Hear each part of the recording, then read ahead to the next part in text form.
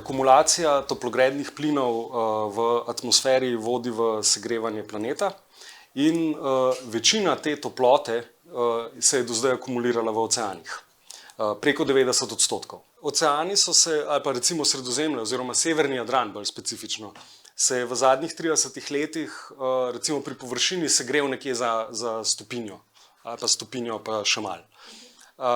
To se zdi zelo malo. Ampak treba je imeti v mislih, da ima zgornjih 10 metrov oceana enako toplotno kapaciteto kot celotna atmosfera. To pomeni, da zato, da vi segrejete površinsko plast oceana za 1 stopinjo, potrebujete enormne količine toplote.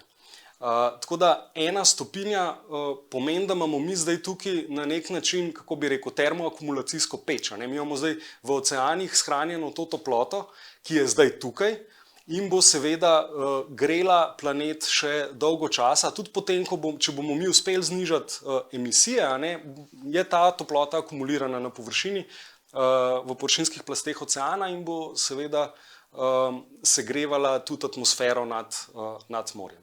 Temperatura oziroma dvig temperature se kaže v Mediteranu na več nivojih. Eden teh nivojev je povezan z bledenjem koral.